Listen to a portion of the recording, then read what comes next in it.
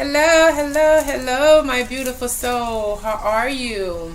I hope that your day has been blessed thus far. I hope that you have been receiving the divine insight and clarity, and you've been working on yourself and doing the healing work that is needed day to day because healing is a day to day process. But I wanted to come in and chat with you for a minute. I wanted to share and bless you with some divine love and light. I love sharing wisdom, and I love when I have the opportunity to pour divine love and light into you. Our topic of discussion today is division and mental illnesses. Division and mental illnesses. What brought me about thinking about even talking about mental illnesses and division? So yesterday was Martin Luther King's Jr. holiday here in the USA, and Martin Luther King purpose on during his time was to dissolve and disintegrate division. It was to bring the blacks and the whites together. And make us one and whole, as which we already are. But there is a physical separation. There's a physical division. And through his fightings, and not even fightings, but through his continued challenges, he didn't get to see the dissolving of division amongst our society, but it did come true to a certain extent. But there still is challenges that are still there, and I wanted to talk on that.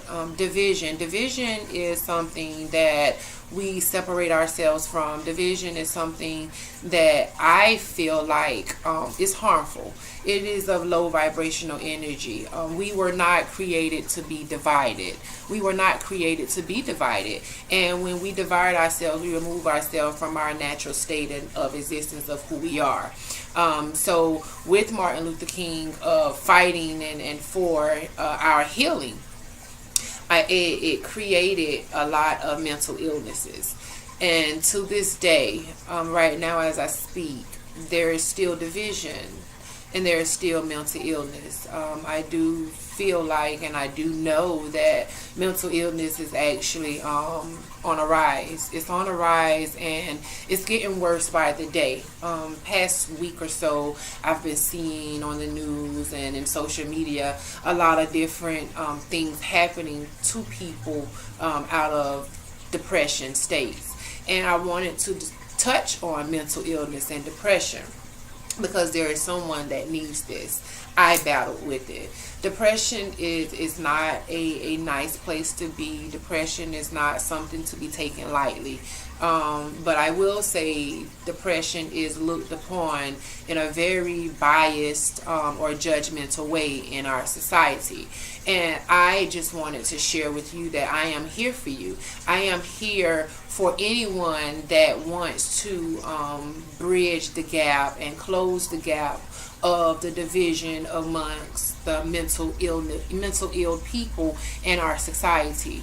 People that deal with depression and the other different mental illnesses, as far as that bipolar, schizophrenia, whatever that illness, mental imbalance is, they battle with it and they're judged, they're looked and they're condemned upon, they're talked about, and it creates a even greater division amongst our society because people go unnoticed and people we lose people, and the rates and the statistics, they are just getting higher and higher and higher. And I wanted to just come in and share some solution and share some divine love and light into depression and mental illness. As a psychologist major, I understand that mental illness first begin in the mind state. I do so also understand that it is a biological imbalance as well. But there is a solution for it because I'm all about solutions. I am a person for solutions, and if I can share a solution that's going to help, I am all for it. And that is why I'm here. That is why it's pure wisdom. So how do you dissolve the division of mental illness and society bias? First of all, first and foremost, like I state, it begins with the mental. It begins with the mindset. You have a positive and you have a negative. There's always polar opposites. You have a up, you have down, you have big, you have fat. You get what I'm saying. You follow where I'm going.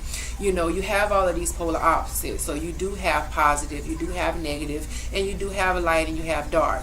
When you begin to have more negative being poured into you, or when you begin to see more negative, because psychology and the mental state is all through perception, which is seeing what you see, and then perspecting. When you begin to analyze and form your own decision or your own judgment about the situation, it begins there. We have to begin to internalize positive. We have to begin to internalize nothing but good things. That's where affirmations come into place. That's where praying come into place, and meditating. Those are some extremely powerful tools. But I say to you, because depression is real, and depression sometimes is not something that you can cure or that you can heal on your own, there is always someone that is here to help.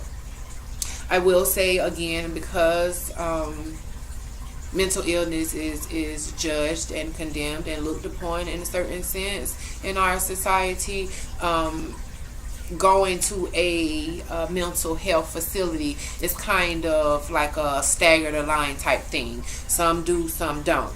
I am here to say to you, if you feel that, or if you know someone that feels like they are staggering the line, please, please, please have someone to help them. Please begin to pour into them. I will also say talking. Talking helps. Talking it out, whether that's to one friend or whether that's to a million people that you don't know. Talking it out. No longer are we going to sweep things under the rug. No longer are we going to bury things and act like they no longer exist to help you cope. Well, coping. How do you cope when you bury things under the rug? You begin to form addictions. You begin to form addictions, and addictions become a habit. And habit is something that creates a destructive pattern in your life. So I am here to help you. I am here to share the light with you into bridging that gap. Bridging that gap. Affirmations. Affirmations are powerful because affirmations help you create what you want. Affirmations help you begin to set your mind state onto something positive. I am powerful. I am strong enough. I am blessed. I am healthy. I am favored. I am healed. I am healthy. I am wealthy. I am prosperity. You know, whatever that is for you. I am whole. You know, I am enough. Whatever that is for you, affirmations are powerful. Begin to say them in your life. Meditation. Meditation is extremely, extremely, extremely powerful. What is meditation? Everybody may even feel like they can't meditate, right?